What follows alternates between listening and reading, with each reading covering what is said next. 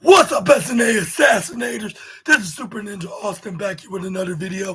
This is the Monday Night Raw review video, the post-show Raw after the Royal Rumble pay-per-view, of course, that is. And we're going to tell you what exactly went down. And it was a totally, tremendously good episode. And it's the second time I'm doing a back-to-back review on the post-show edition of Raw. And we got things that are ready for the for the Elimination Chamber on the road to WrestleMania. And we finally get to see main event Jey Uso picked his opponent on who's he gonna face for the face at the main event of WrestleMania.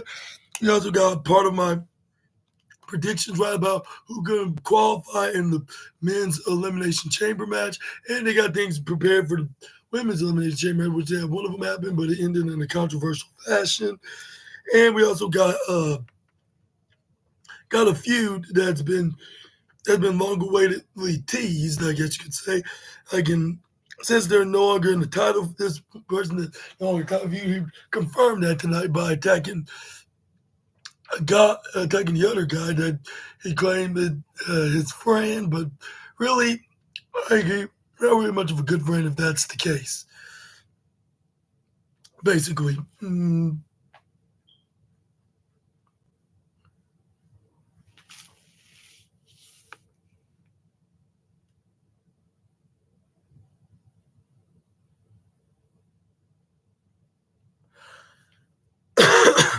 Start things off on the Monday Night Raw episode. We got, and before I continue, we also had some apologies and non-apologies about someone eliminating the other, whether it was accident or intentional. Or actually, the one that intentionally eliminated the other, let's just say the one that got eliminated, was humiliated to the point that they got very kicked off and immediately attacked their foe that cost them a shot at becoming champion. And I just say, I guess you can say it's a new feud that's been teased. And we also got a returned star from injury has been finally moved to Monday Night Raw from SmackDown, and much more we need to get into. But we're getting started off with main event Jey Uso's on his way to the arena with him going through the audience entrance. This is where then start playing his music like if it's an extended version of a song that like they shortened it for some reason, which they never shortened it. It's always been the theme song ever since he started using it in 2023.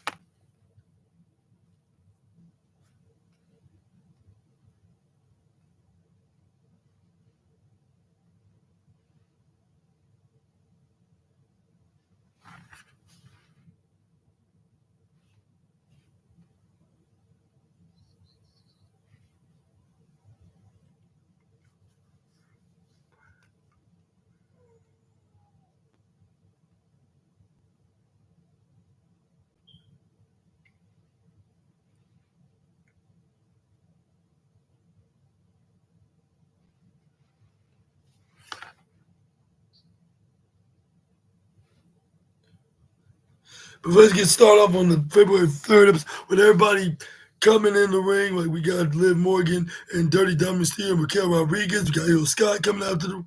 We got plenty of other wrestlers that came out to the ring. But this is where we start things off. Yeah, with main event Jey Uso. Is where he stated some facts about him obviously winning the Royal Rumble, and also obviously he did not make a lot of people happy. But this is where they were currently live in Cleveland, Ohio. This is where the ones that did were supporting the main event Yeet Master. This is where they started cheering, like saying like yeet yeet yeet when every time he speaks, like and yeah, almost rhymes. So that's absolutely true. But this is where we got things.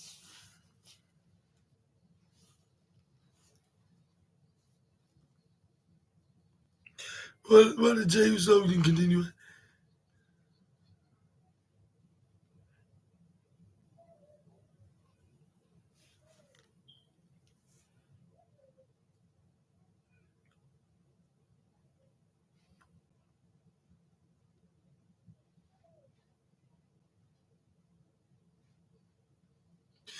what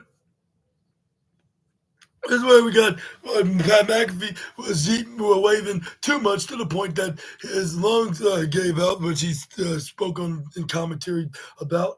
And I also want to point out that this episode of I'll say Monday Night Raw was yet again 2 hours and 30 minutes. I guess that's going to be the normal timing that how long the show's going to be on for. And also I want to mention that we got a terrific main event that from a guy that probably haven't wrestled in Monday Night Raw on a weekly basis in over 12 years.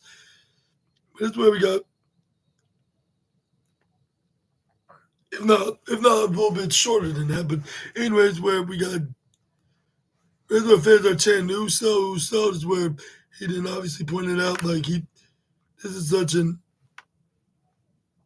emotional moment, saying yeah, thank you guys, thank the fans for the support, to all the way until the end. That's when main event Jey Uso all right, I came into the game. I've been in the game for almost 15 years.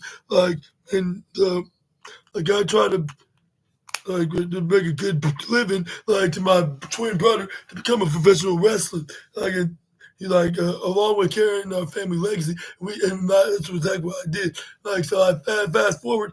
To pandemic era 10 years later, I go with my cousins, I fast forward a little bit more, I want the bloodline next to and next, he fired, start talking about how he became the main event Yeet Master in the first place, but without the Yeets, more likely the Jays. And that's where the Jay was I felt like I wasn't confident in myself that I can't do the single star thing to be a singles competitor. I've been happier, bruh.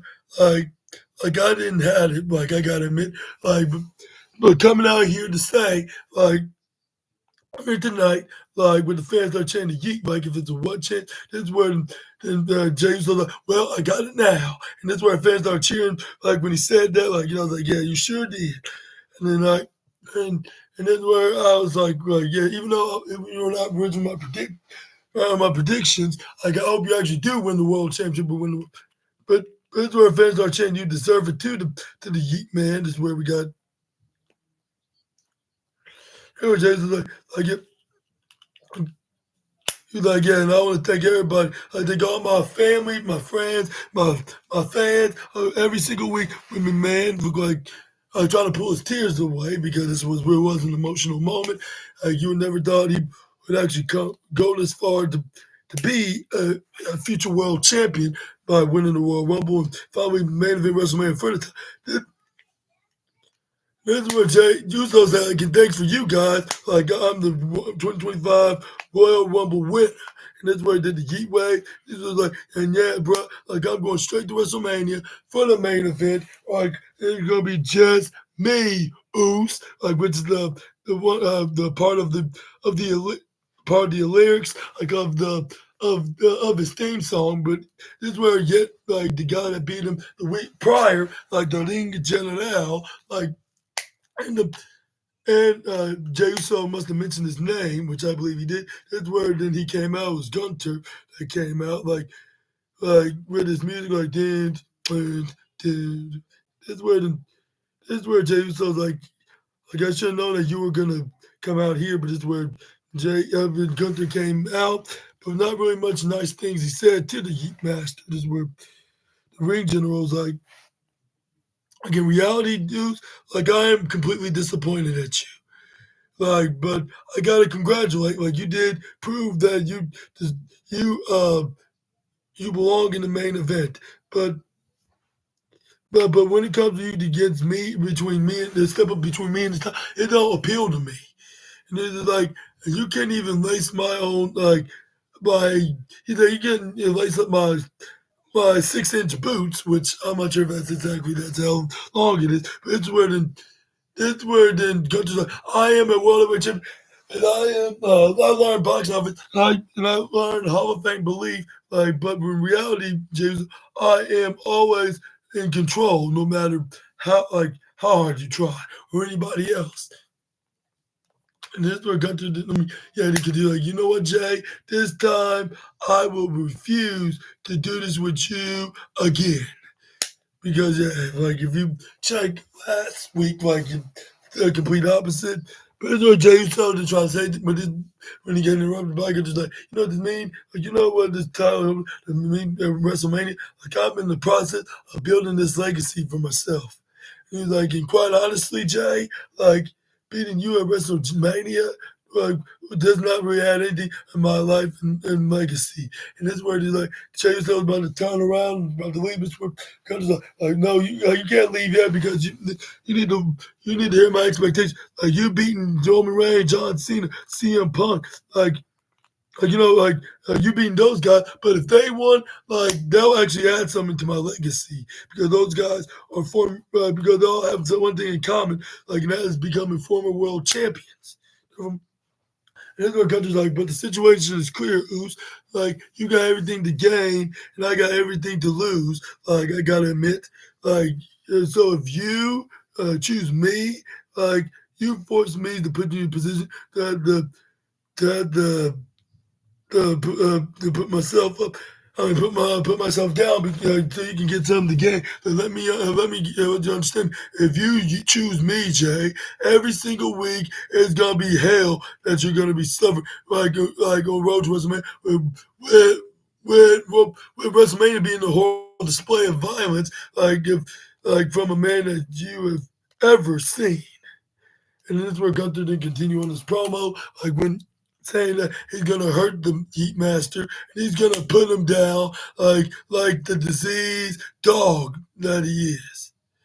And this is where then Jey Uso did not like the sound of that. This is where try to hold his cool because he's gonna wait and see, wait until the big showcase of it. But it's where Gunther's like, but at the same time you have an option. Like, so I would advise you to consider those options. And do you think he's gonna is he gonna consider that, or do you think he's gonna stick around? Just let me know in the comments. But it seems like he will be sticking around against Ring General because it's where Jey Uso stopped him before he leaves. This is where Jey Uso hold up. Like, are you tired of what you say? Like, you know, I'm tired. Like, no, Cleveland. Like, I'm literally tired. So he's like everybody say I can't be like, and I prove. Like, I'm just a tag team guy, am I? This is where he told me, I'm not supposed to be in the main event, am I? This is why fans are chanting yeet. Like, yeah, this guy's not supposed to be in the Rumble, with them continuing saying yeet every time you say words in a sentence, like in each separate pieces. But it's what Jay's like, he's like, I'm gonna go to finance. I'm gonna holler at Cody about his title. Because I'm telling you this right here, right now, who's like whoever I choose, like I'm walking into WrestleMania as the 2025 Royal Rumble winner as well. I'm walking in as there, but with them stopping the fans, like but I guaranteed you, Gunt, like I'm walking out WrestleMania as the World Heavyweight Champion or main event Jey Uso and the world with him winning the promo battle. Do you think he's gonna do the same here? Like if he does choose Gunther, let me know in the comments. But yeah.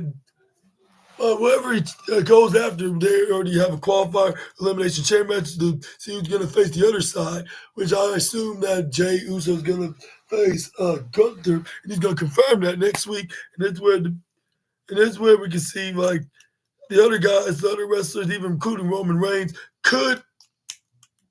including Roman Reigns, Seth Rollins, and CM Punk and others are going to compete in it.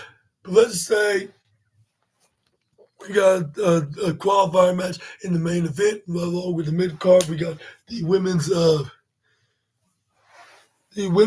they called, qualifier elimination chamber on like whoever Charlotte choose, like they go after that.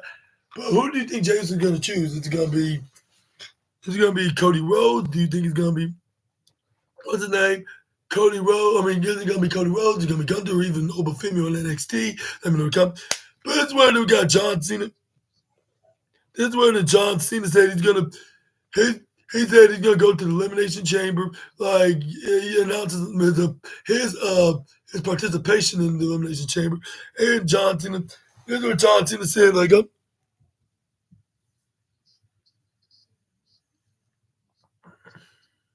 that's where then John Cena. This is what John Cena's like. And then been doing this for 23 years. I think I already earned this. And that's where then John Cena said like, and it's like, and I'm gonna win that elimination chamber match. Go on to WrestleMania, my final one. and win my 17th world championship, and I am going to. And I'm not gonna celebrate the 17th win for myself, but I'm gonna do so when I shake the hand of who could break this record at 18. Which I was like, I bet it's gonna be Randy, his longtime best friend. Speaking of the Viper, have anybody seen him in WWE television lately? Well, obviously we don't because yeah, he's still selling the injury from Kevin Owens. And I'm surprised he did not made his return either at the Royal Rumble match or even the WWE Championship match between Cody and Kevin the Prize Fighter. We got Penta Seattle Miedo taking on Ludwig Kaiser because they point out that he's the one that eliminated Ludwig Kaiser. And that was pretty much the match. Is like all the wrestlers that they got eliminated. Like when they're like ones the heels in others' face, they put them in a match, or they tease up a build with them for like a future WrestleMania showdown, and for the friendly fellow baby faces, it was what's his name? Jey Uso and Sami Zayn, which I'm gonna get into right now. Which there were some apologies that were made, but next up we got after the Power Force went off the air with the and all professional wrestling came on. This is where we got here we got Penta Seattle Miedo and came out take on Ludwig Kaiser. This is where Kaiser then came in, wastes no time, just ambushing Penta and start stomping on him right to the bottom left corner side. This is where the referee's like, all right, stop it, like please quit stomping on me. Like 1, 2, 3, 4. He this is where he stopped. This is where he throws Penta right to the right side. This is where he goes for. This is where Ludwig Kaiser go for a flying head scissors onto Kaiser. This is where he's sending right to the bottom right side is the step up in Zagiri. This is where we got. This is where we got Penta to go for a springboard flip, try to go for a double feet to the face, but ends up getting Zagiri right to the face. This is where we got Ludwig Kaiser to do this smirky, evil smile, but this is where Ludwig he trying to go for my signature finishing maneuver, but it was more likely a dream version rather than just being the assassin or any other version of the Death Valley driver. When he slams him right to the corners where Ludwig kind of like not so they're not so tough right about now, aren't you? This is where he started mocking the luchador, and let me tell you, this match, I'm a I'll say this match alone, I'll say who probably, although in my opinion, deserves a silver trophy of the night. And in the women's qualifier, since it ended in a controversial way, I think it deserves the third trophy of the night of the bronze, I guess you could say.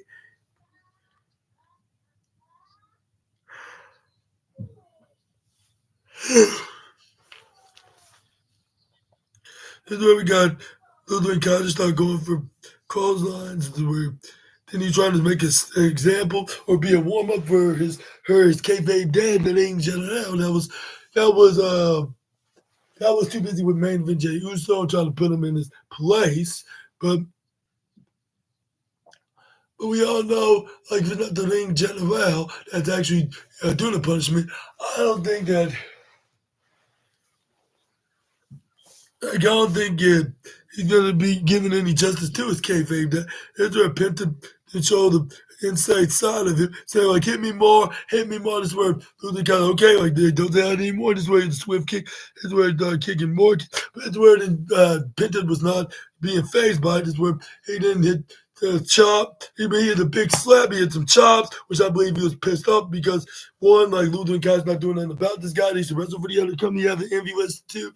And secondly, like he was doing the move in general, which I would say probably he earned himself a number one spot low key. For the other reasons because he's from the other company, but this is where we got Ludwig Kaiser getting hit the drop kick when he gets countered by Ludwig Kaiser. That's where he gets sent right to the upper right side.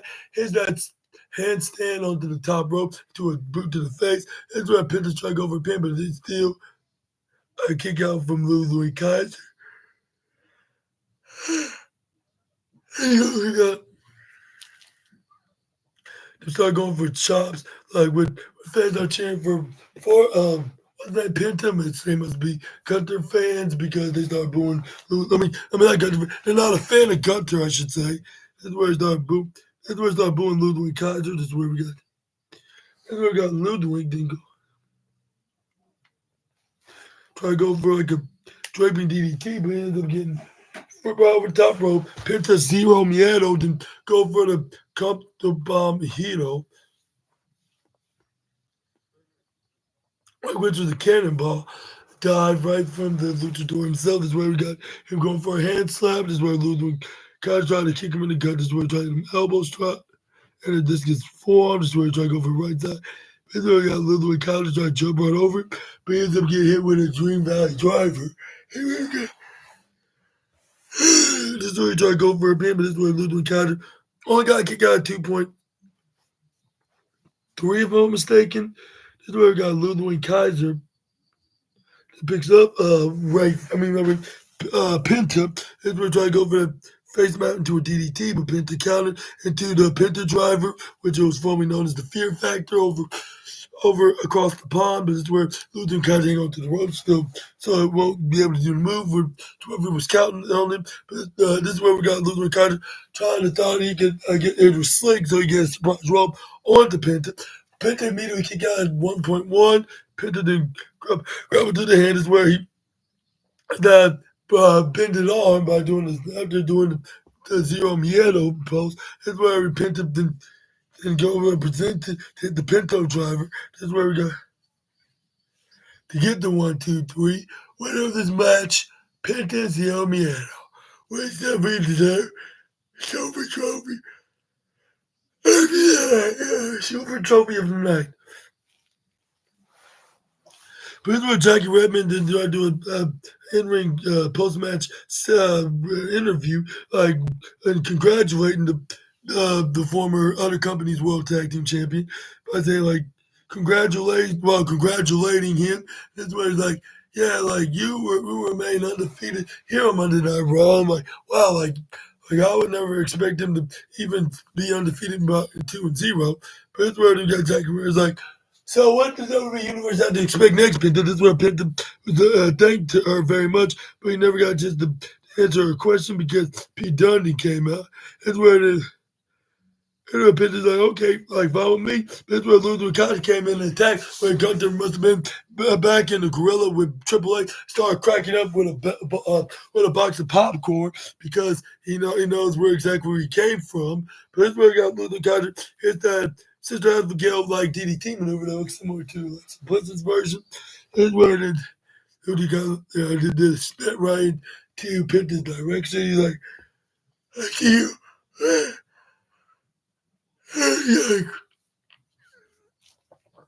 Like he's all yours, Bruiser. This is where Pete does like you damn right that he's mine, but this is where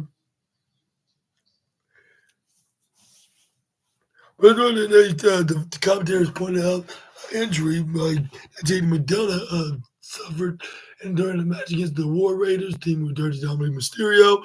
This is where they let everybody know that McDonough's doing okay, but he's not gonna be competing for the next few months to come.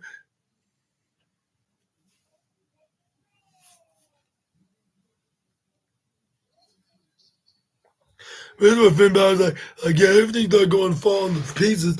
Like, ever since I went out for action, this is what Finn Balor pointed out to the Dirty Dumb Mysterio. He was like, not only you stole my tag team match and my title opportunity, but you also stole my tag team partner, JD McDonough. I'm like, yeah, so, like, what do you have a problem with that? But this is where then we got Finn Balor pointed it out by saying, like, who got him hurt? Like, and now he's out injured. Like, we're not sure we're ever going to beat him. Like, in the future, you want to call the shots when I'm not around, Dom. Maybe you need to find yourself a big. What he said, like, so if you want to call shots around here, like, when I'm not around, like, maybe we need to find you a babysitter.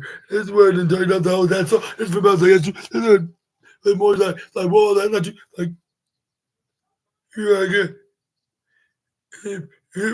Here are Dirty Diamond. And this was Dirty Diamond trying to make her point that y'all could become the tag team champions again because you were out, and he's like, and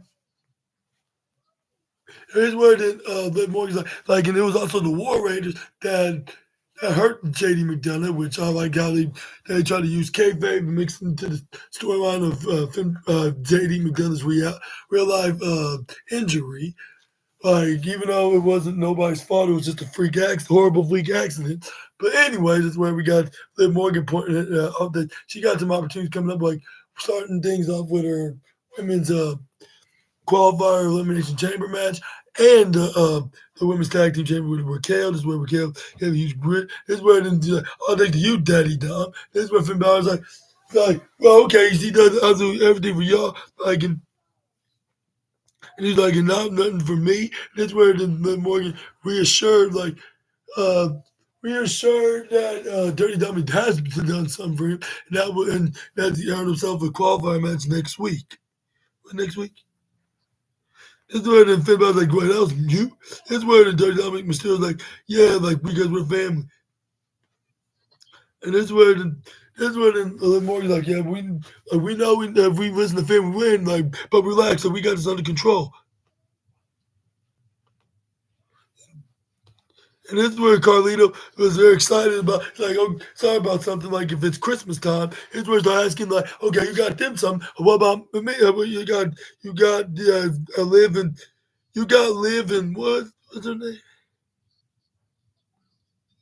What was his name? What was his name? You gave Liv something, you got Finn Balor something. What got me? And that's where he started chewing on his apple, which I started cracking up. I was like, yeah, this guy will never get old. Like when it comes to comedic affairs, unless it's something controversial, like that he took it too far, like that.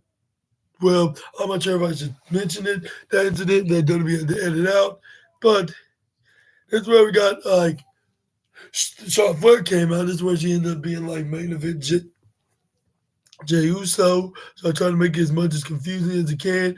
But like we all know this is all part of the nostalgia act. Like we're trying to get us well invested, like see who exactly they're gonna feud with, which we all know who they may be, which we're gonna talk about once it happens. But this is where we got Charlotte Flair to talk about like I hear you when they start booing her, like she was the Hulk Hogan in the debut show, and this is where she's like because over a year ago, because I've been out for quite a long time, and he's like, and I never got a chance to wrestle at all in 2024, which totally sucked last year, by the way. It's just like no matter you cheer or boo, I'm appreciating the reaction, and like I miss you guys. Which the fans are booing louder, like if he's a female Dirty Dominic, it's where she continued. It took her months to get back to where she was, like when she like of rehabilitating. This where she was like, but there was a point last year, like, and she was not sure if that her knee was gonna get better. Like, I'm not sure if she was gonna be in the Super Bowl. She was not sure if she was making it in the Royal Rumble. Like, she was not sure that she was gonna make it to WrestleMania. Like, yeah, those guys don't get it because that's exactly what she thinks about every single day. This is when the fans started booing. We were Charlotte, and like she was like, "I'm gonna raise all these boos up, like because I still have all of you." So that's where I was like, I wonder what she mean by saying that, considering what we heard about the wildest news about between her and Andrade. But this where that she was like, you know why I was like, oh, why is it? She's like, what if you're wooing or booing or love to hate me or hate to love me? Like if it's Randy Orton's theme song, she was like, but that does not change the fact that she's the greatest WWE superstar in the history of the company. And and that's where Shaw means like, boo me now. And that's where I was like, speaking of something about Randy Orton, she shares the same amount of reigns as being world champion. That is up to 14. But Shawn Flair's like, you know how hard last year was? Like, it broke me. And I was like, yeah, I totally believe. Mr. Shawn Flair's like, she tried everything just to get back. And that's what she loves in the ring. And that's her passion. She wants to be the very best act in the company. That's where the shop for the continue. Like, so when I was walking out and punched her ticket to WrestleMania, Like, and this is where then she pointed right at the sign. This is where she put her hand out. This is where she knew that she was gonna come back before she can even like explain what exactly could potentially be her opponent. This is where Rhea Ripley came out. I'm like, wait, like she didn't mention her by name, but like that kind of doesn't matter because they do have a history together with one another as well. Like, don't tell me they're gonna be doing a trilogy right here. Like if that's only Charlotte does challenge Rhea Ripley, this is gonna hopefully this don't history don't repeat itself from 2020. Like when she wondered who she choosing. WWE decided to put Rhea Ripley to challenge Charlotte Flair in a women's for the women's world championship, but at that time it was for the NXT championship, and they did wrestle a couple years ago on WrestleMania 39 as well. Like, but it was before the women's world championship was still the SmackDown Women's Championship at the time. But that's where fans started chanting "Mommy." This is where Shaw.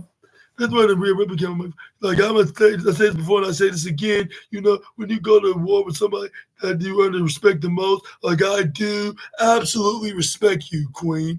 And this is where then Shaw Fair's like yeah, like I figured so. This is where he gave another character smile. This is where Rhea Ripley's like, okay, like so, but can you do me a favor?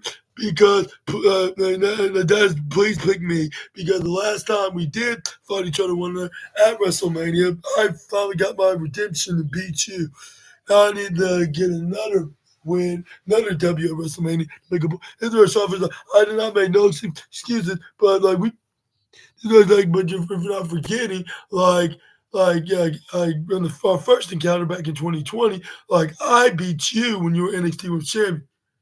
And this is where they start teasing things about a trilogy, which I am not sure. That's why fans are booing her, but she pointed out, like, well, her acknowledging the fact the fans did not like anything would happen at that time.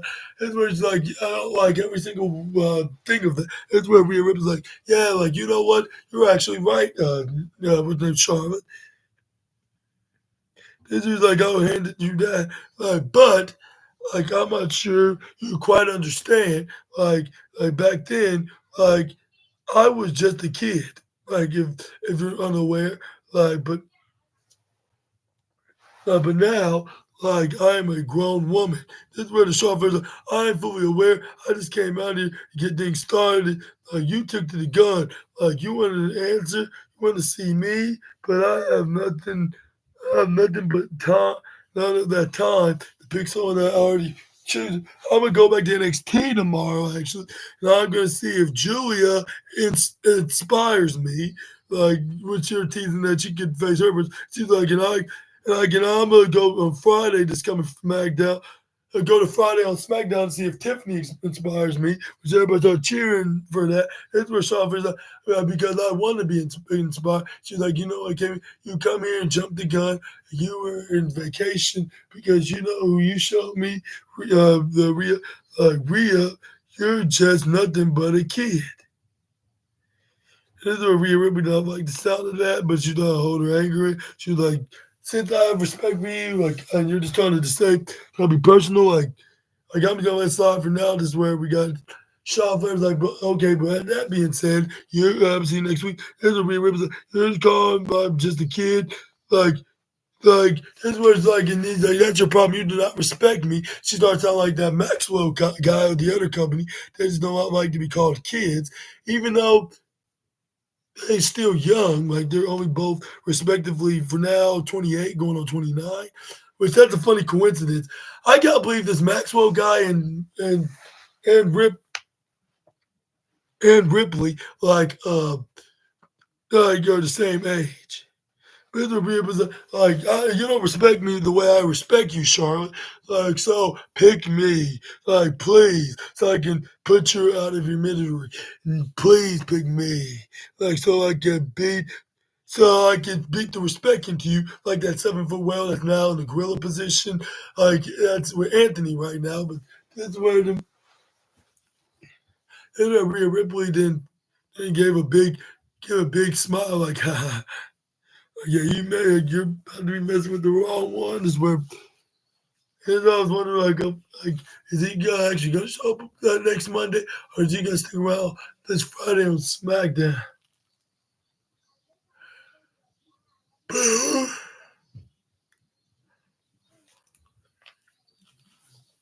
but back, but anyways, we got Sami Zayn. Then was in the backstage interview with Jackie Redmond by saying like, this is the first time you're going one on one with CM Punk. They've never been before. And he's like, what's your mindset on the road to with the Elimination Chamber? That's what we got. That's what it's Sami Zayn like this is the opportunity that I never had before. Like, but Jey Uso punched his ticket, and that's why he's going to WrestleMania. Like, he was like, the only way I can get the other championship, like, is go past CM Punk and everybody and all the other five other guys, like, to compete in the matches where then we got. Jackie Redmond asking questions about Kevin Owens is where he's like, but you got to see something real fast, like right in the corners where Jackie was like, okay, you you take care of that bug before he can even answer anything about his encounter with KO. That's where the guy Sami Zayn's like, he came out like you're the perfect guy I want to see to Jey Uso, which he felt him like he's the super. That's where the Jey Uso trying to apologize. That's where Sami Zayn's like, don't be like, don't sweat it. Like, you did it, man. You did exactly what you needed to do. Like, you got a lot in your mind. Like, I mean, but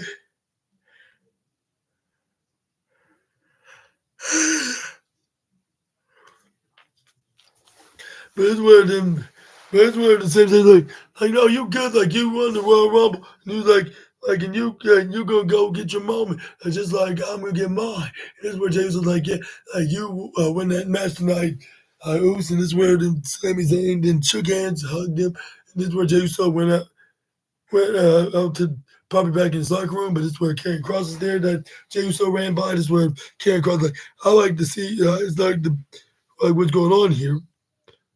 And he was like, yeah, it's very sweet. Like, but what is this? Like when everybody, that's when the Karen Cross was like, I don't see the point. Like, why are you being all happy for somebody like to get opportunities you never get credit for? This is where the same thing. Like, here, what I want to tell you, like, yeah, that's your issue, Karen. Like, I'm really getting sick of seeing you all the time. Again, you keep coming up to me at this point. Like, you have a problem with me.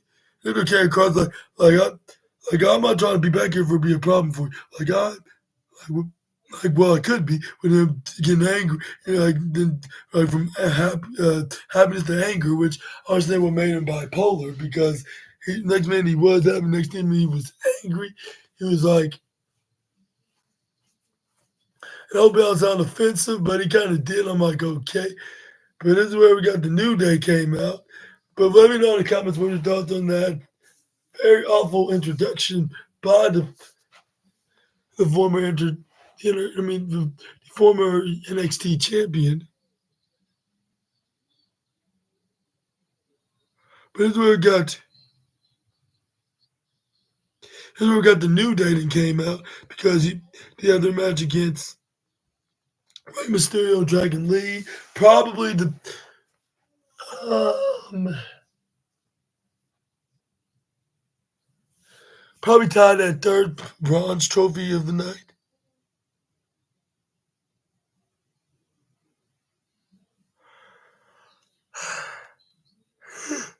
But anyways, let's move on.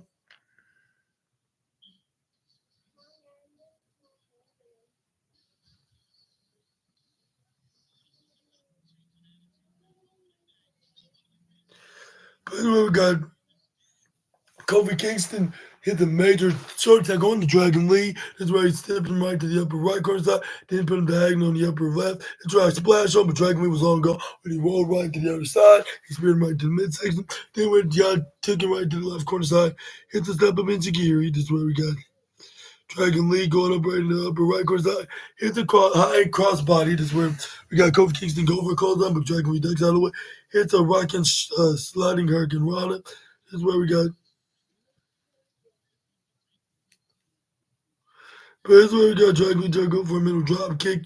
But here's where he goes for a double knees to the face, where then Michael Cole pointed out that the New Day Then poke fun. I had, but we got, but we got Kofi and Jay.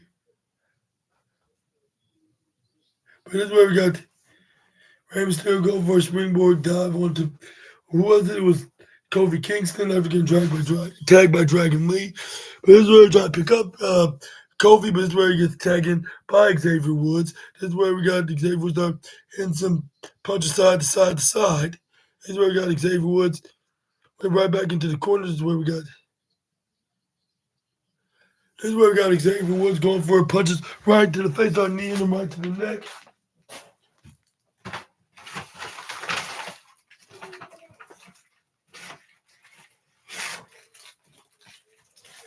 That's where we got Xavier Woods start booting him right into the neck with the referee like, all right, that's enough. Like he's barely hanging. This is where it's like 1, 2, 3, 4. And this is where he this is where he let go. This is where Rey Mysterio would run up on the top rope, right into the diagonal side, hits a sliding hurricane run. I'm like, man, like he just still know how to do it. I bet if he's still wrestling in his 60s, he could be guaranteed that he could be like he could still be running around like this, like if he's the Sting of his own style.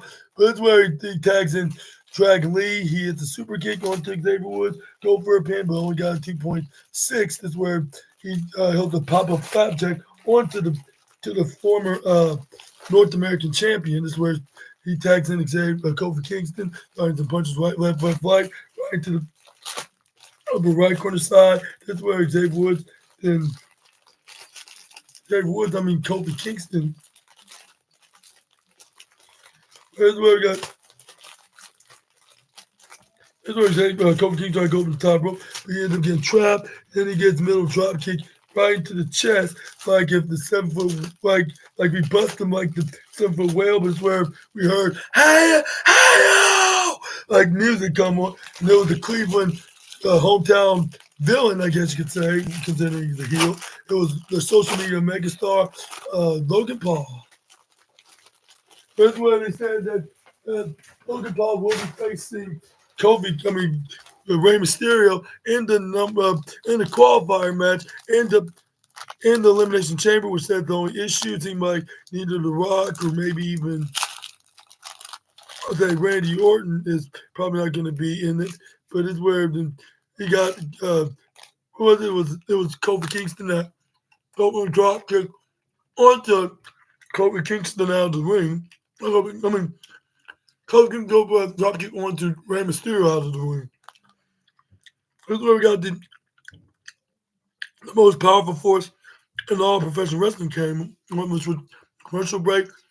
But once the streaming that versus went off the air, this is where we got Logan Paul doing the commentary with the likes of it was we get with Michael Cole, Corey Grant, Pat McAfee. Lots of tag team championship up front, but this is where we got this is where what is his name? What is his name? Michael Cole can name all the wrestlers from Cleveland that are jerks, like first is Miz, second.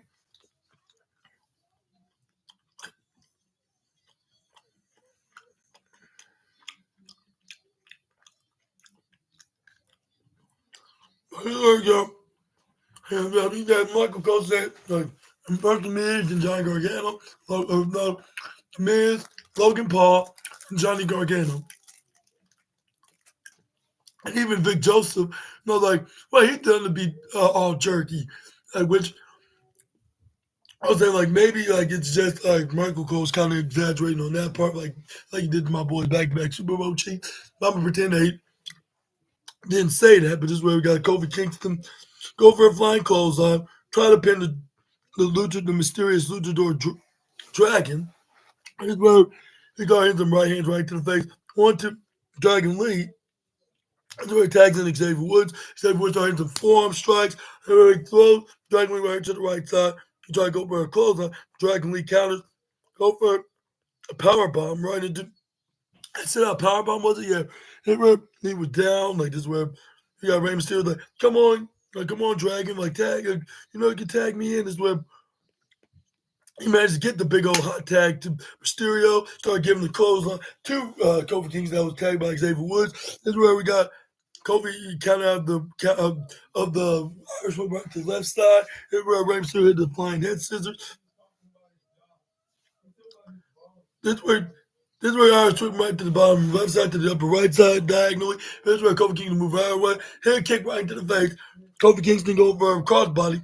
This way, Rey Mysterio ducks out of the way, hits a flying hurricane rana right into the middle ropes and throws Kofi face first right onto the ropes. This way, I go for a 619. But Xavier Woods pulled him right out of the way. This is where Rey Mysterio then go for a flying senton, was it? Yeah. This is where we got Rey Mysterio like, yeah, this is where Logan Paul started talking trash on him. Right. And he's like, hey, little man, yeah, you're doing very impressive for being a small child in the mask. This is where Rey Mysterio did not took in the insult nickname very lightly. This is where he pushes Logan Paul back. This is where Kofi Kingston and they do Kofi Kingston's face first right to the bottom right corner, reading the rainbow. This is where this is where Xavier was trying to swipe kick him. This is where he ends up getting his shin hit right into the what's they called right into the what's they called the ring post that Kofi Kingston got his head smashed in. This is where Dragon Lee hit the over the top rope with a hurricane right onto him. This is where we got Rey Mysterio was about to win, but if it wasn't for that meddling social media megastar, where's Logan Paul grabbed onto the leg of Mysterio. This is where he made him land face first, right onto the concrete floor when the referee was distracted about Kofi Kingston. Kofi Kingston rolled out of the ring. This is where we got Kofi Kingston go for trouble in paradise. Richie managed to hit on to him. This is where he gets the 1, 2, 3 that way. All day. It was probably just a bronze trophy because the way Rey Mysterio sold it, like I'm not sure it was like a champ, like because he could have just easily could have moved out of the way, but we all know like he got distracted and it'd be very difficult to move your body after getting slammed right into the hard, unforgiving concrete. But just saying, but. We got the New Day get a win. What's your thoughts on that? Let me know in the comments down below. And do you think that we can see some redemption with the LWO's Dragon Lee and Rey Mysterio tag team? Let me know in the comments. But next week we will be seeing Rey Mysterio and Logan Paul renew their rivalry. And also, Michael Cole and Pat McAfee mentioned that the New Day were making fun of what's his name, Dragon Lee being absent just because he has a newborn child, like about a couple weeks ago. Here's where they showed like Seth Rollins' tease of a heel turn. Here's where we got Kathy Kelly trying to ask about what can you share like some details about Seth Rollins like just going berserk on you and Roman Reigns and he was like and also later on tonight in the main event, which was also really good between Zayn and Punk. It's where then he's like, well, like first off, I don't want to mention anything about what Seth Rollins is doing. Can you let me get some toys? Yeah, you be careful. I know. Well, I'll get you some toys.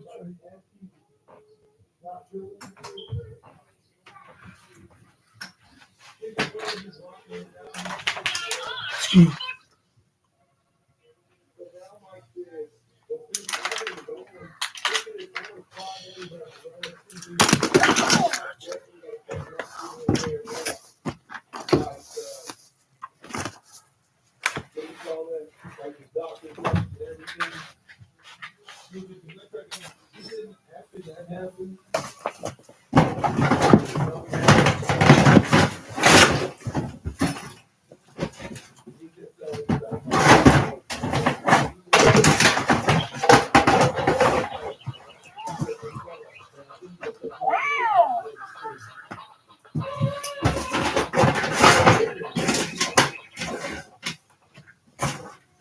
You telling me some shit.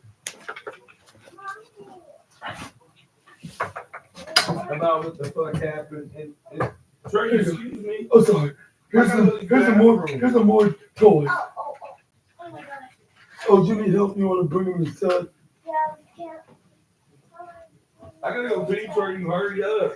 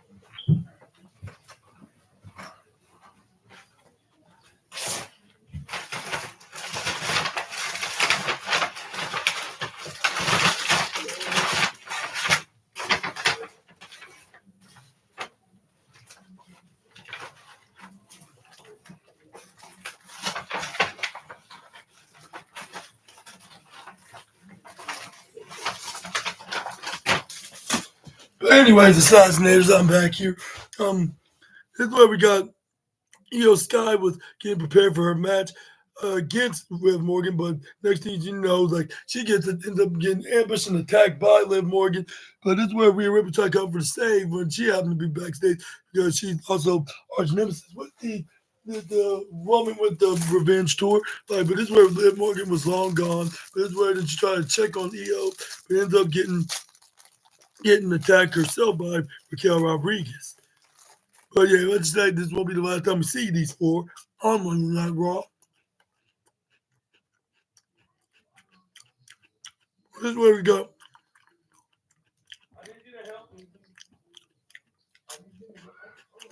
I know this is where we go.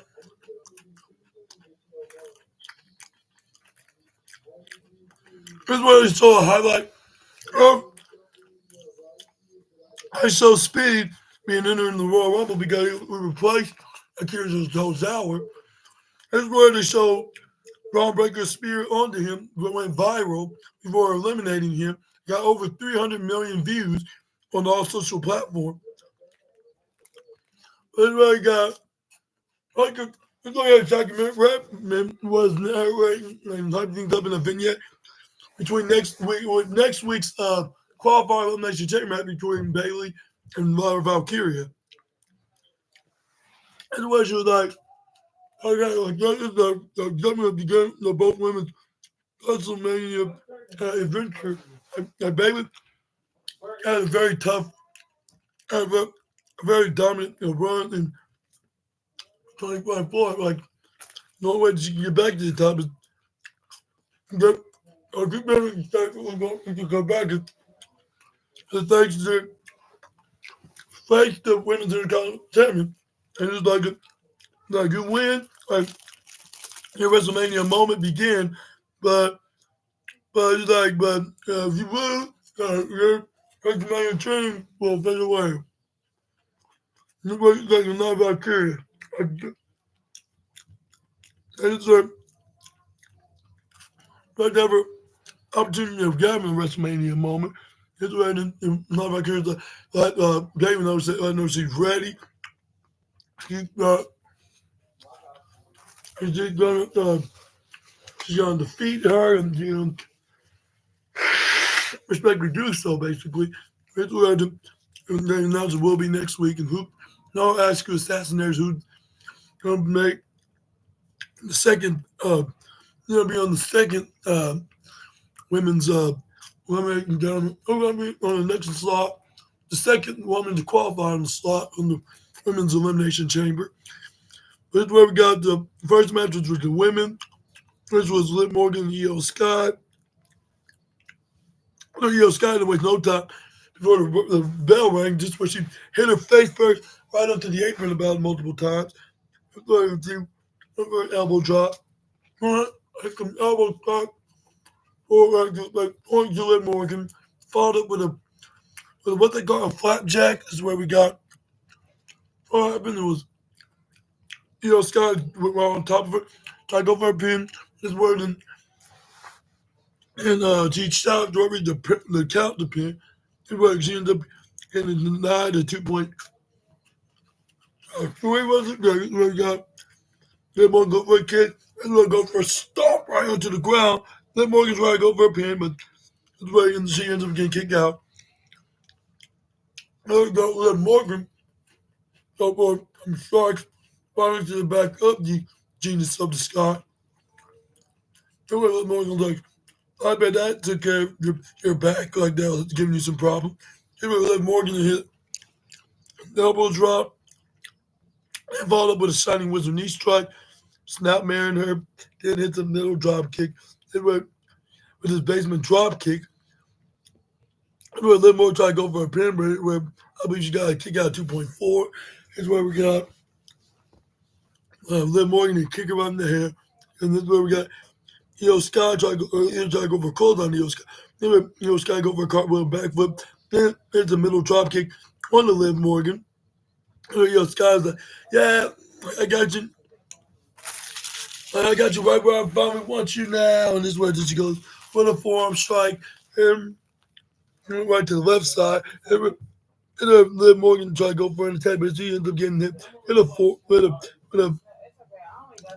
an elbow strike right to the face. Sky tried to run to the right side, then going for a suicide dive onto Liv Morgan, knocking her down right into the left corner ringside area. Here where we got the powerful force and all professional wrestling came back on, which was the commercial break. But once we got out of the streaming adverts, this is where we had.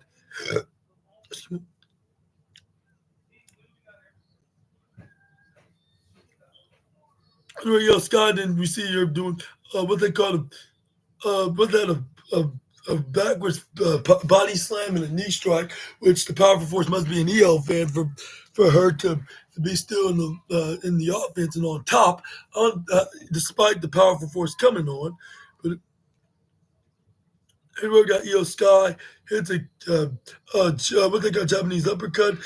She got thrown right to the right corner apron. This is where she hits a middle drop kick onto the former women's world champion. This is where the former WWE women's champion did a double kip up, normal one, and then a front flip one. And then we got Sky and going for what's that kick with a wheelbarrow maneuver, like a wheelbarrow flip, into a double foot stomp, but the referee thought she was immediately going to go for the pin. But this is where Sky managed to go for the pin, but it's where she ends up getting kicked out at 2.6, if I'm mistaken. Yeah, this is where we got Sky. Like, yeah, like she got right. This is where she goes for the meteor right to the bottom right side. I was like, with all due respect, even though like she didn't really did the maneuver at this time, Liv Morgan kind of did a backstabber. And with all due respect to her, like I just find somebody else doing better, doing the double knees attack right to the face, especially in that corner in particular. But this is where we got. This is where we got Sky and go for a crossface onto the women's world the former women's world champion, but it's where Liv Morgan tried to go for a flip, but she ends up getting kicked right to the face. This is where we got Sky trying to go over the moonsault once. But it's where we got Raquel Rodriguez then go for a distraction, which I believe was the second time of the night. Is where she gets rammed right to the left side. Is where Liv Morgan tried to go for a sunset flip, but she ends up doing so. But this is where we got Sky go for a kick right into the neck onto Liv Morgan. This is where then she tried to go for a springboard moonsault, but the Revenge Master then trips her over. This is where she ends up getting German suplex though. This is where Liv Morgan looked like somebody just stabbed her to death the way she was breathing with the selling. But this is where we got.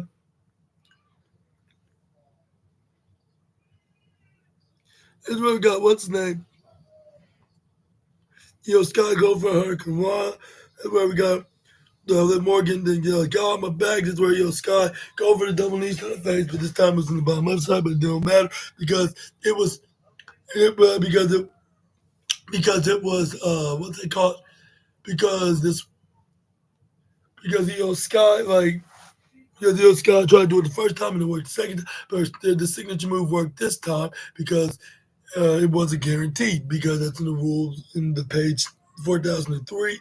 It's where then we got what's his name? Sky go for the genius moonsault, the OVD moonsault, whatever we call it. Raquel Rodriguez started to do it yet again because she was starting to turn into Britney Spears. But this is where we got where we noticed her like not this time. Same with Sky. But I say, fool me once, shame on you. Fool me twice, shame on me. But the shame was on her because she gets kneed right to the face when she tried to go over the moon. So, but this is where looked like it was about to be different because it's where she hit the German suplex onto Liv Morgan. This is where she ended up hitting that onto the former women's champion. This is where we got Rhea Ripley came in and then attacked. What's her name? Raquel Rodriguez. This is where we got That's why we got. That's why once we got Raquel Rodriguez down after attacking her, and her getting her revenge on her. That's why Liv Morgan trying to attack Rhea Ripley by grabbing on her head. This is where Rhea Ripley hit the big old right hand. That's where the referee's like, like you hit her, like you know what that means. Like I have no choice but to call for the bail. This is where he ended up doing so. And Rhea Ripley's like, oh no, what did I just do? And this is where Liv Morgan like, I just literally won. This is where then. That's where Rhea Ripley tried to come and attack her. That's where then Alicia Taylor announced that the winner by disqualification it really was Liv Morgan. That's where Rhea Ripley was like, "You're gonna." This is where the Rhea Ripley was getting very angry. This is where she was like, "You're gonna pay for this." This is where then.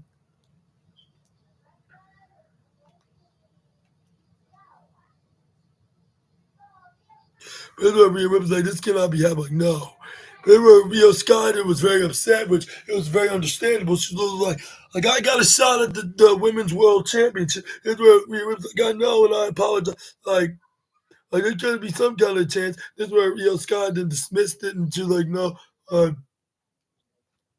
She was like no, like there's no like what if Charlotte called challenge you for the belt, even if I do get a second chance. So I mean, no point of looking back at it. He's like, and she was like, and plus you did what you did, or whatever she said. Like there's nothing that's gonna change that. Is where I think that we will be doing I think we will indeed be doing what they call a what's that? We're gonna be doing like a second chance qualification of a what they call like for the sixth spot, like some kind of I'll say 5-way match, yeah. And I think Yo Scott's gonna be one of them, and then he's gonna manage to pick up the W and right the wrongs, and maybe she'll be the one to win the chamber match and challenge Rhea Ripley for the women's world championship. But anyways,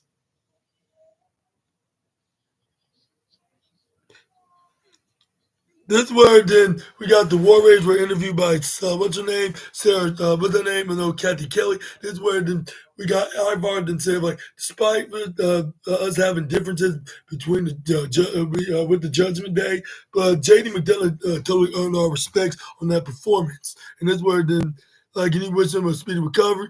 But that's where Chad Gable's like, all right, okay, I mean, I heard enough. Like, y'all didn't be ashamed of yourself. Like like uh, y'all gonna be a stooge like JD McNooge, and y'all gonna be running away, still be those tag team championships. That's completely pathetic. That's pathetic. Like that's not championship material. Like I'll show you some championship material, and it's right behind me. Our boys are gonna walk all circles in you guys. That's where them. That's where Eric's like, I can assume like yo like, I'm gonna let this slide that you assume that your boys can out wrestle us. But when it comes to the fight, but I want to see like if y'all gonna back up those words. Like when you actually this word then Ivar said, yeah, be prepared to go to war, boys. And this word then we got Chad Gable like, okay, guys, like this was like I'm gonna have to leave you a bit because I'm gonna go on a quest of my own to conquer the dark arts of lucha libre. And I was wondering who he's referring to. And I was like, if he said lucha libre, like I don't think it's exactly that anonymous man from Amsterdam. Perhaps it could be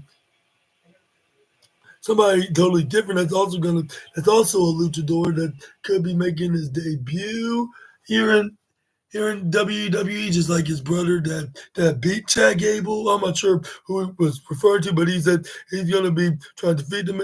But maybe he's going to, maybe who knows? Maybe WWE crossover with a Lucha Libre promotion like AAA or whatever Mexican wrestling promotion that has lucha wrestling in it with all the luchadors.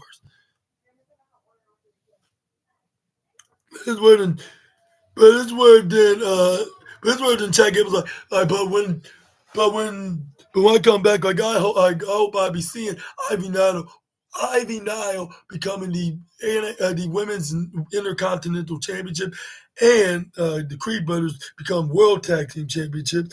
Like so, don't disappoint me, neither of you three. It's where then he put his glasses back on, like if he's a cool, like if he's a cool, what they call like if he's a cool, what they call like a cool special agent. But this is where this is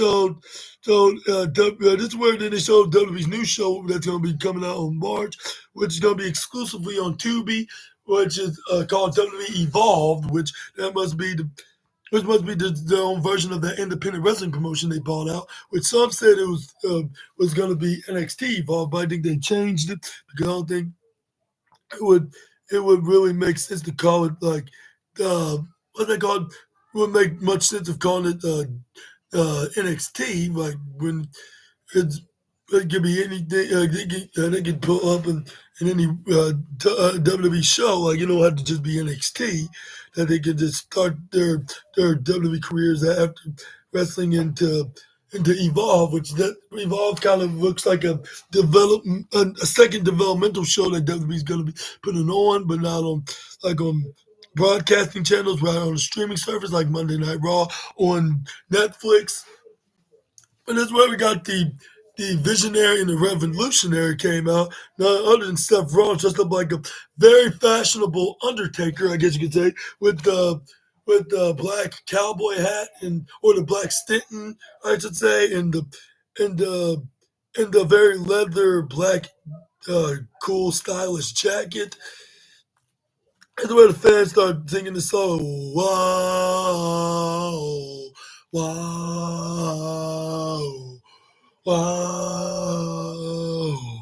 Wow. Burn it down, what you can hear in the theme song.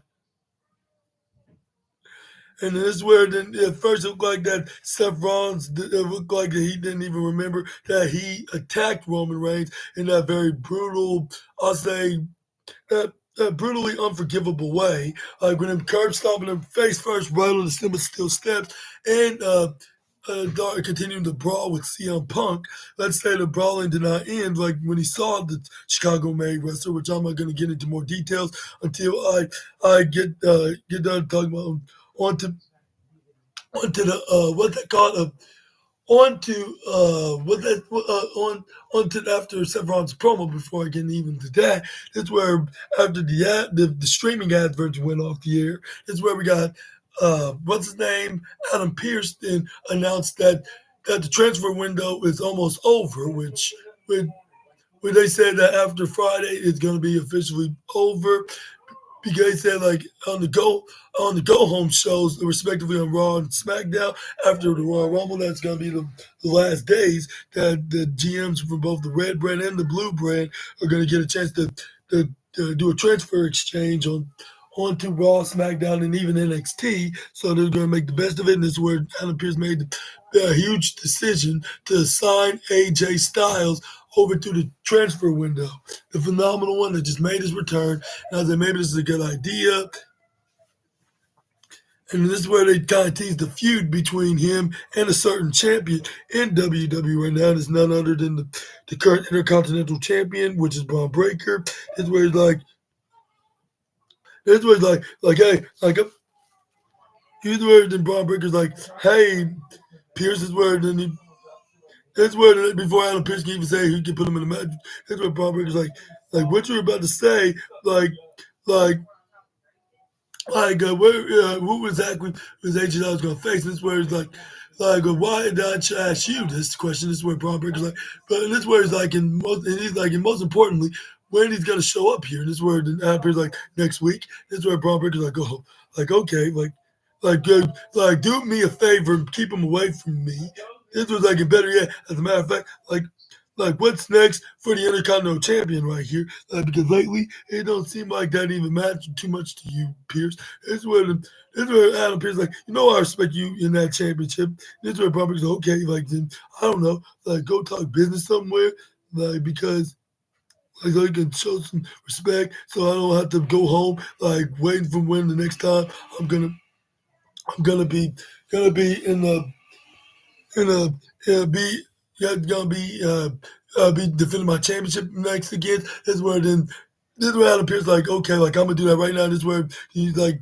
And this is where he thanked what's her name, Kathy Kelly, that was interviewing him at the time. He's like, got to do some I think negotiations of what's Braun Breaker's next move. This is where Kathy Kelly did the proud announcement. Saying he's had like he like he had it. Yeah, she said, what is it like AJ Styles is officially a Raw guy, and and then now that they're about to discuss business, how about we go back to you, Michael, and Pat. This is where they ended up going to. With Seth Rollins like yeah, you. We're talking about with Royal Rumble a couple nights ago. Like some, like some of y'all are probably gonna love it, some of y'all are gonna be hating it, like both ways because like whether it's something that Seth Rollins did, whether it's something that Logan Paul did, whether it's something that Jey Uso even did specially because he's the one that did win it all, of course. Yeah, by the way, but this is where we go. This is where Seth Rollins. I talk about Jey Uso. This is where fans are chanting yeet around here. Like, yeah, he won the Royal Rumble. He punched his ticket to WrestleMania. And he was like, Seth Rollins, like, yeah, it seems a little bit, but I gotta admit, like, that's taking something from me. But I'm very happy. I'm very proud of Jey Uso. Like, he's probably living as a team. Like I like to see good things happen to good people. I like people get what they deserve. Like, and that brings me to CM Punk, and that's where he did the Deuces sign, which somebody say peace, which either one, I guess, say finger gesture was where several like, yeah, CM Punk, like, yeah, you're not gonna like this very much. Like the chant, like for those that chant, this was like, and he's like, for those that chant like his name, you're not gonna like this when I'm saying that is him losing the Royal Rumble. Like I gotta admit that I lost the Royal Rumble too, but you know what that means. Like the future of WrestleMania is still up in the air. Like, and I love to see from the bottom of my heart, like a scumbag, a piece of trash, again, a total embarrassment, getting embarrassed, like while getting dumped over by this here top rope by that idiot that's also a piece of trash that I beat a couple years ago, Logan Paul. Like this is where then Seth Rollins continue on the promo saying like in Roman Reigns, like when him I'm saying like yeah, like I also want to talk about Roman Reigns, but the fans are chanting OTC, which I guess they're trying to piss off Seth Rollins because they all know that Seth Rollins hates Roman Reigns, even though like it was him that stabbed the back. It's just Seth Rollins like, but like you gotta not go like this, like the OTC lost at the Royal Rumble, which they did not like at all. This word then Seth Rollins like yeah, like in Roman Reigns may not be returning to WrestleMania at all. Like and he's like, yeah, y'all got been a lot of updates and all night long and all online and like Roman Reigns down indefinitely, some sort of injury. Let me tell you, I'm like, well, it may be the case right now, but how you know by the end of the month he won't be back and he will be trying to enter into the men's elimination chamber. And he could probably earn himself an opportunity by winning a match, which that's gonna be in a different video for a different day. But this is where Seth Rollins did say like, yeah, Roman Reigns also do not want to admit that Paul Heyman's not gonna tell him the truth, and WWE's definitely not gonna be telling the truth. But I'll tell you the truth right here because I'm the one that hurt him. Like because he's like and this is where Seth Rollins like yeah like And he was like, and I already warned you, I already told you there's gonna be some word that y'all probably not gonna be agreeing, let alone liking what I'm saying, or what I'm gonna about to say. Let me rephrase that. Excuse me, pardon me, assassinators. But yeah, this is where Seth Rollins then continued to say, and there's several wrongs, like I right some wrongs, and I tell you why. Because for the past 4 years, Roman Reigns have done nothing but hurting those that are close to him, his friends, his family. And he would have done the exact same thing to me if he had the chance to, if I was so stupid and gullible enough to allow him to. This is where then Seth Rollins, then I tell, yeah, Roman and Paul wanted to talk about the limited schedule. Like, you guys give, like, I'm going to do him this one favor right here. Seth Rollins was yeah, we saved the best for last. And then it's like, Seth freaking Rollins. And then that's where the fans start cheering, like, yeah. And that's where Seth Rollins said, like, yeah, like, I lost the Royal Rumble. Like, I'm not going to deny it. And that's where the Seth Rollins then, yeah, like, yeah, that hurts, man. Like, that hurts a lot. Like, I was hurt. That hurts right down here. This is where some other. But luckily, that's in the past. But there's the future that lies ahead because there's going to be many different paths to WrestleMania. You, like, and in mine, will go directly to Elimination Chamber, which I have the opportunity.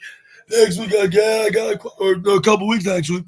Like, he's like, that's where the Seth Rollins, like, I got my opportunity in the next 2 weeks because Adam Pearce announced that it will be me and Finn Balor.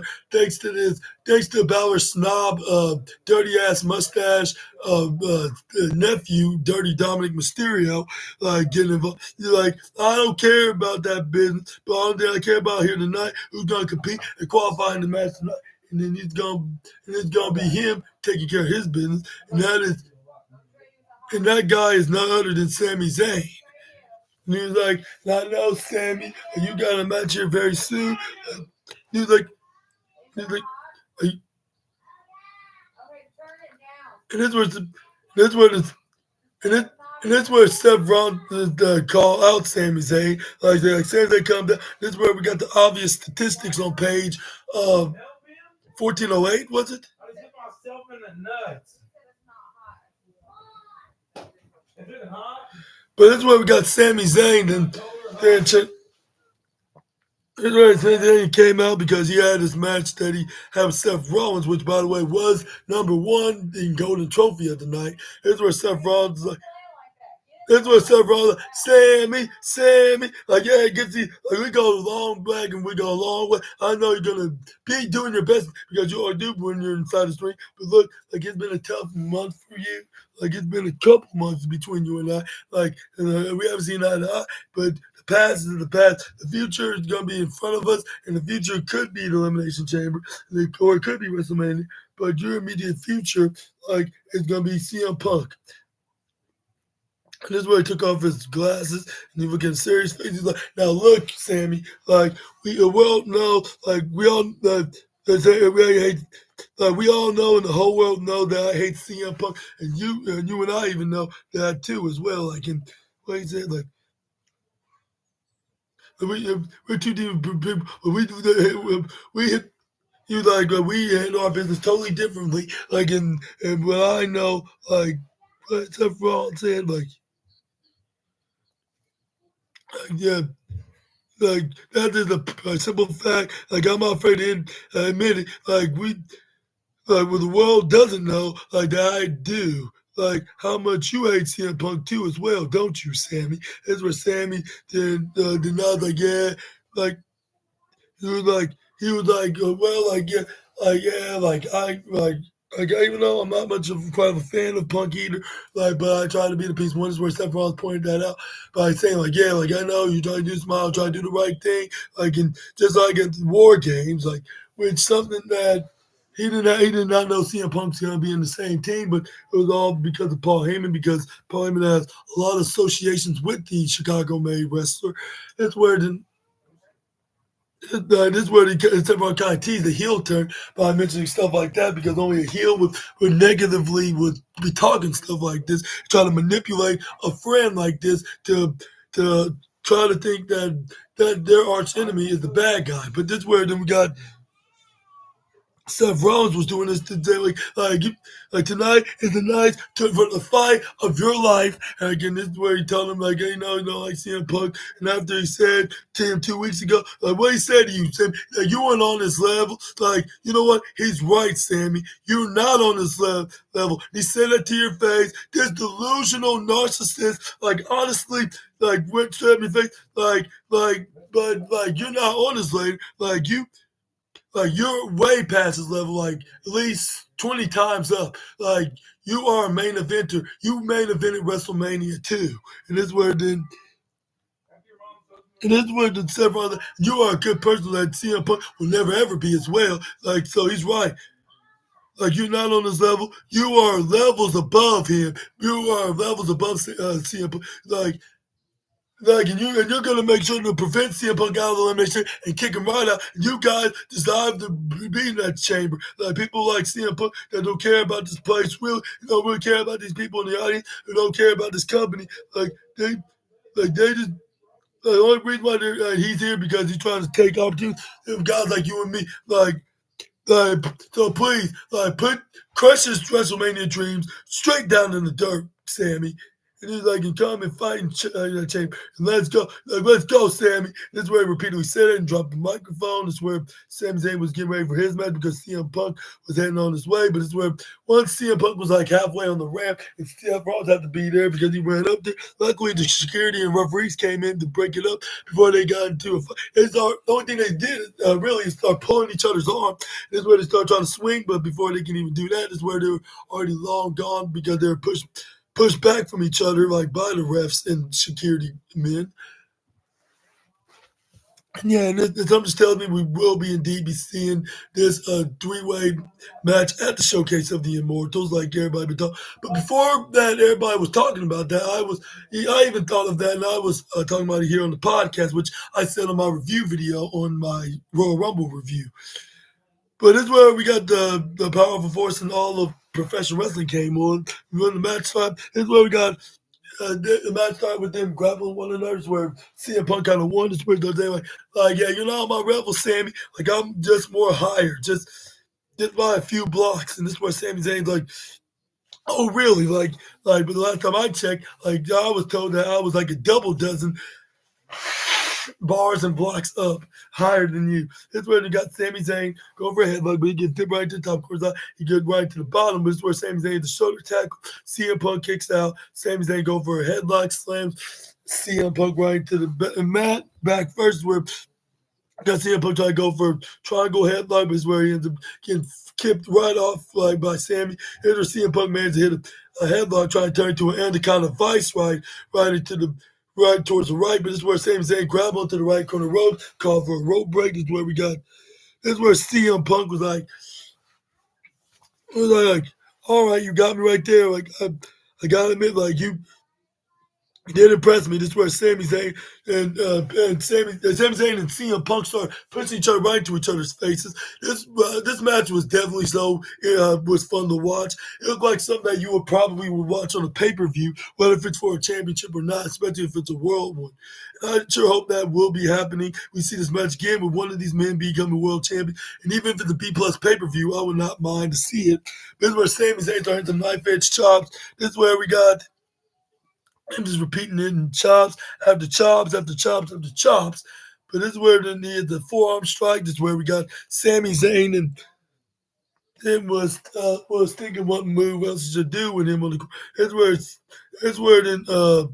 where he tries to into the diagonal corner in the bottom left side from the upper right. That's where CM Punk counters and then the wrist lock start bending the arm of Sami Zayn. That's where he bent even more, started making it more into what they call a twisted more than a pretzel. This is where it started hitting some shoulder tackles. This is where we got. This is where then we got CM Punk go for another wrist lock. This is where he hit the knife edge chop, which he must have made Gunther very angry, like as much as like what Penta did earlier, like which he probably gets second place by considering who they used to work for.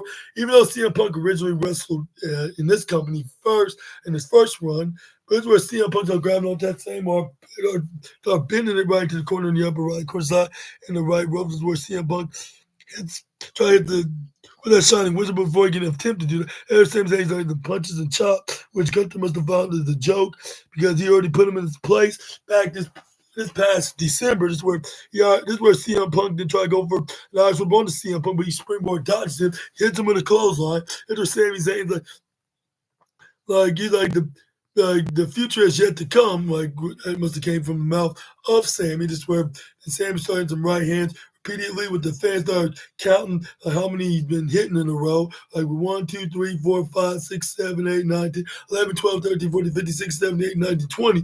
Until we got Brian to 20, until CM Punk got into the ground. That's where Sami Zayn's like, you saying you're not at my level? Like, I'm proving that you're right. Like, that I'm not in your level. This way, wrist lock Punk right in his left arm. Irish whip CM Punk right to the bottom right corner side. He bounced right into that corner, clothesline him right to the ground. And there's CM Punk gets an elbow drop right into his face. CM Punk then ducks out of a clothesline. Same thing trying to do to him. He hits him with what they call it, a wrist locking neck breaker. And this is what I was like, man, this is like 2012, 2013 all over again.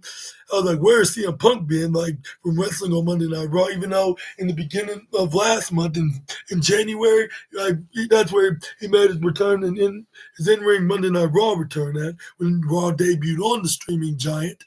But this is where CM Punk then went right in the upper right corner side, put his hands up in the air, tried to go for over that flying elbow drop. That's where we got Sami Zayn starting some right hands after right hands after right hands. That's where he tried to go for a suplex onto CM Punk. That's where I thought he was going to hit his OMG super finisher maneuver, like if it's WWE 2K24, like that brainbuster maneuver, like those two guys, one's an Aussie while the other's a Brit over at the other company. They used to be friends that do that to each other. But yeah, this is where just a generic, what they call avalanche suplex, but this is where we got the powerful force in all professional wrestling came on, which is the Netflix's version of Netflix until the went back off. This is where Sami Zayn was back in control. This is where he hits an arm dragging tornado DDT on the CM Punk off the top of the upper left corner side ropes. And yeah, it seemed like that Sami Zayn's a fan favorite of this match from like a fan favorite even more, like all thanks to the powerful force, excuse me. But this is where once Sami Zayn tried to go for a pin, he gets kicked. CM Punk did not take a 3 count as an answer. As a matter of fact, he kicked out like 2.7. This is where we got Sami Zayn started some German suplex. This is where he tried to go for the Blue Thunder Bomb, and CM Punk was not going to be taking that as an answer as well. With him going for elbow. This is where then CM Punk tried to go for a GTS. This is where then Sami Zayn flipped right out of it. This is where he tried to go for a close on to Sammy, but this is where Sammy almost hit a Blue Thunder Bomb, but unfortunately he was double cursed at this situation because he gets spinning kicked right into the head by CM Punk once he got out of it. CM Punk tried to go for a shoulder first right to the midsection and a Shining Wizard knee strike, trying to go for the running bulldog, but this ends up getting intercepted into a Blue Thunder Bomb. And yes, Simon was like, that may work against Finn Balor a couple weeks ago, but it's not going to work ever again because it seemed like it was only just a rare of luck, I guess you could say. Like a rare pinch of luck, I guess you could say. This is where the referee counted 1, referee counted 2, referee kicked out 2.8. This is where the fans start chanting, "This is awesome!" Like about over 1,000 times. This is where Sami Zayn right to the corner into the upper left corner side. This is where CM Punk tried to go ramming shoulder first right to the midsection on the Sami Zayn, which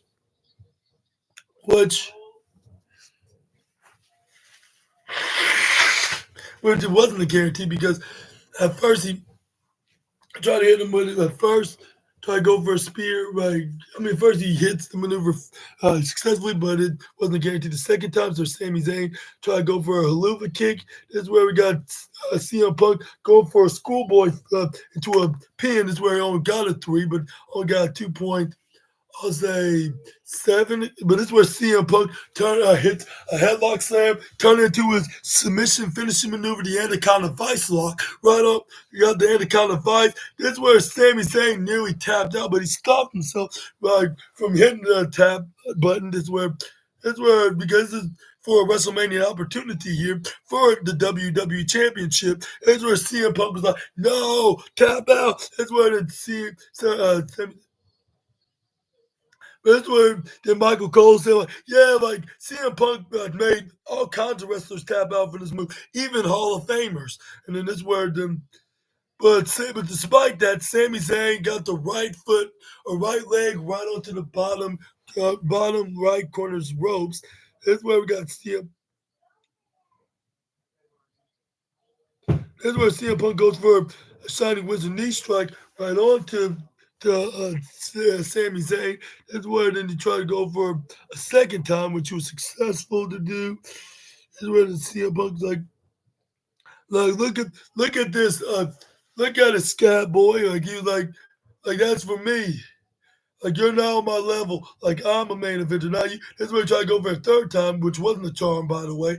This is where we got. This is where Sami Zayn tried to outsmart him and try to go for a halupa kick, which I don't know how the CM Punk got the powers of his other arch rival, which is Drew McIntyre.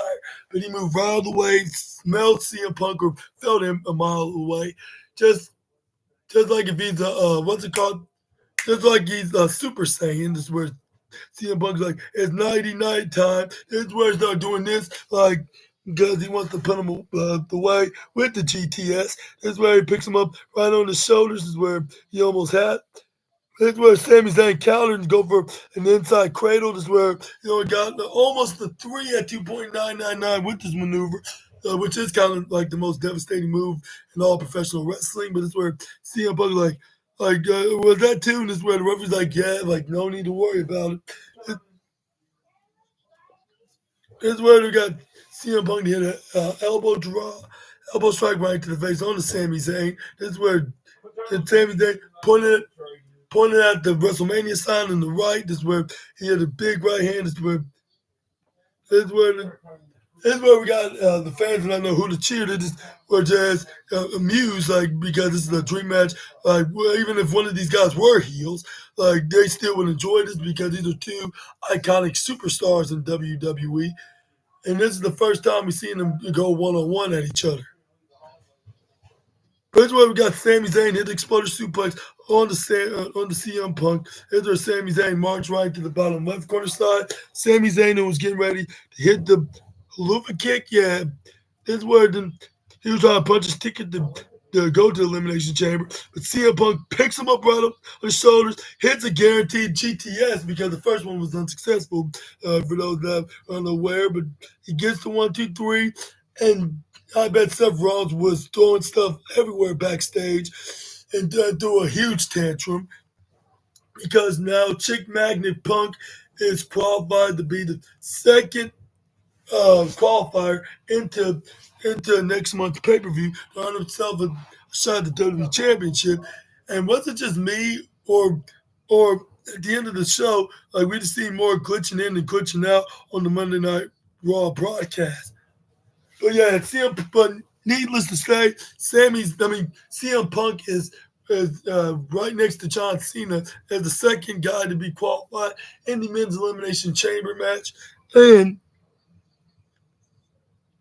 in the next couple weeks, we see Seth Rollins against Finn Balor, like for the fourth spot, while the third spot will be between Rey Mysterio and Logan Paul, which like since The Rock's probably not going to be there, and maybe even Randy Orton's not going to be competing at the Elimination Chamber, maybe we could be seeing watching Roman Reigns make a shocking appearance and try to declare his shot at the Elimination Chamber match. But anyways, yeah. But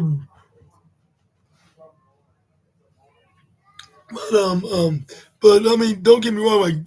Like I wouldn't be surprised if the final boss decided to come back and try to take the spotlight of between Logan Paul and Rey Mysterio, which I'm not sure if that's 100% going to be happening or the case.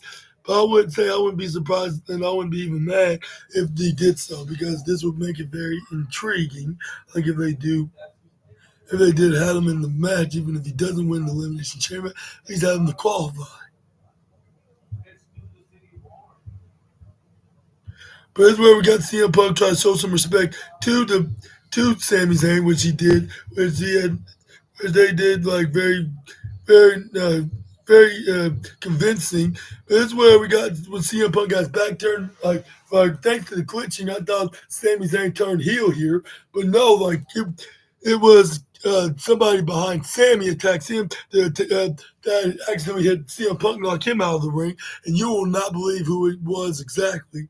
It was none other than the man that's friends with Sammy that tried to manipulate him to of helping him like win the WWE Championship from Cody Rhodes, like. And then since he didn't help him out, he tagged him tonight, which I'm surprised he didn't do this at the Royal Rumble when Jey Uso accidentally eliminated him by super kicking him. But anyways, I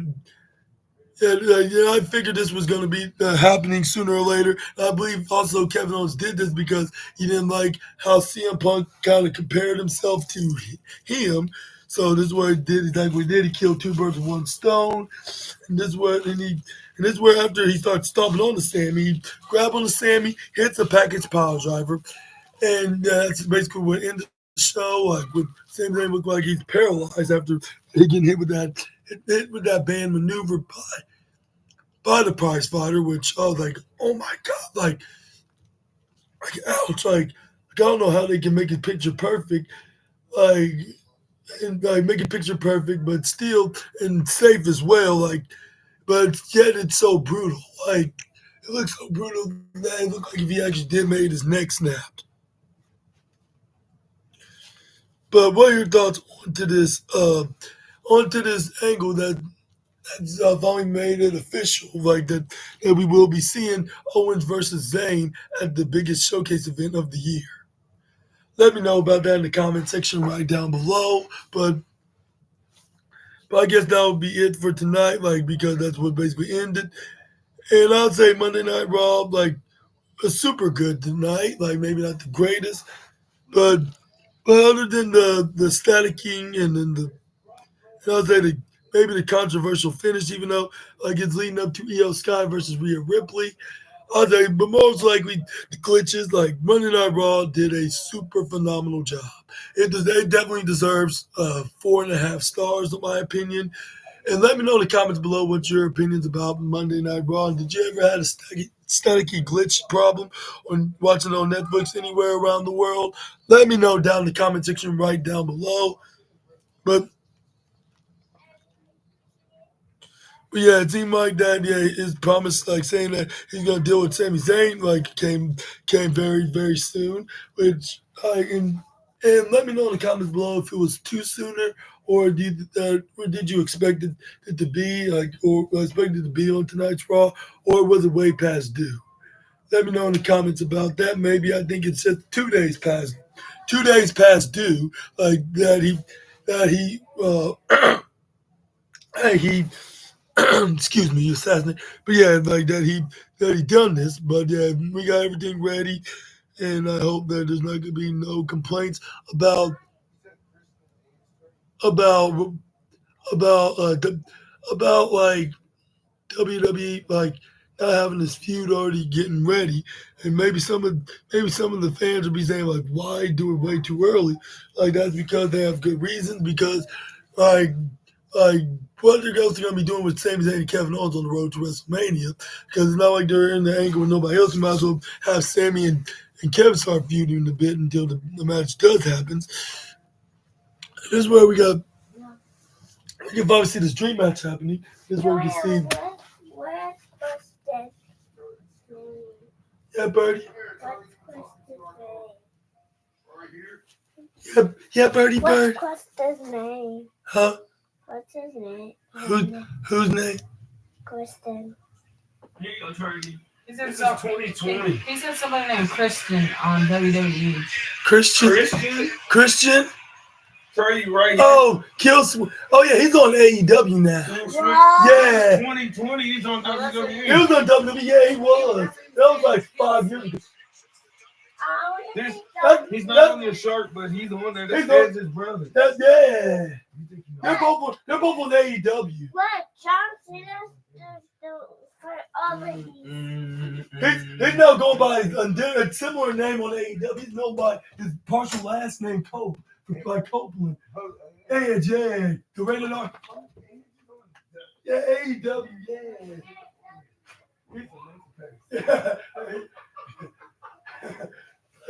At first, he was going by his real name, Adam Copeland, but he's going to Cope because he's similar to AJ. Yeah, he did, yeah. Big ass jacket. Mm-hmm. It was very huge. He sometimes do go in those big jackets on AEW. Yeah. He used the same theme song on AEW. It's like the difference is, yeah, Beth Phoenix said, "You think you know him." Like on the beginning. What? Yeah. Take your team into another wrestling. Yeah.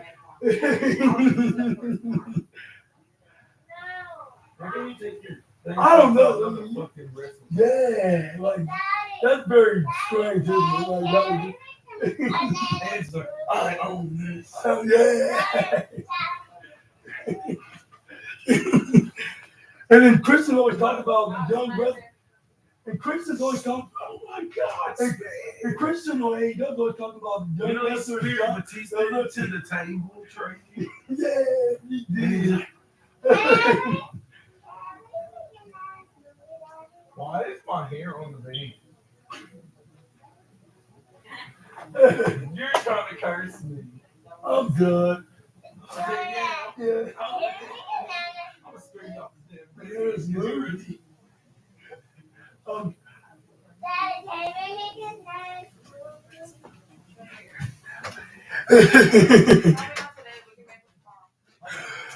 But anyways, assassinators, I'm back here, and I hope y'all enjoyed the video. And if so, please make sure to hit the big thumbs up button, consider hit the subscribe and the post notification bell for more SNA content. And let me know in the comments like what's your opinions about Monday Night Raw. Did they did a super terrific job, and how you're liking this Monday Night Raw being 2 hours and 30 minutes. Which the only time that I've seen Monday Night Raw go back to 3 hours on this era, like on Netflix, was the very first episode when they debuted it back in January 6th. And I haven't seen it being exactly 3 hours straight, like since then. Like it's always been 2 hours and 30 minutes. Like, and it's gonna probably stay like that for a while. Probably maybe anytime after WrestleMania. Like, I don't know, like, but it's the facts right here in this point, at this case.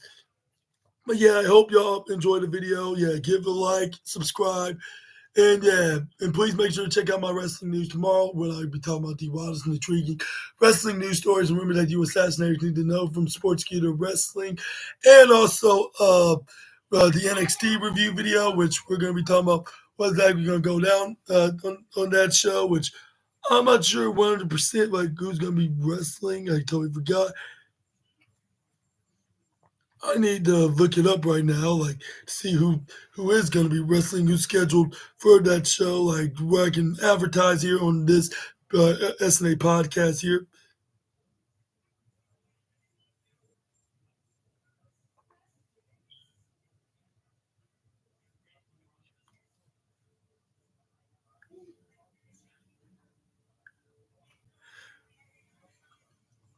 What was it? Oh yeah, NXT, WWE.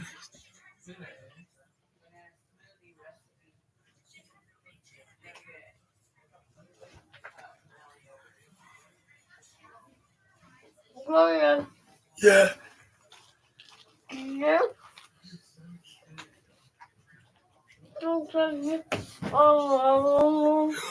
Okay, be right there.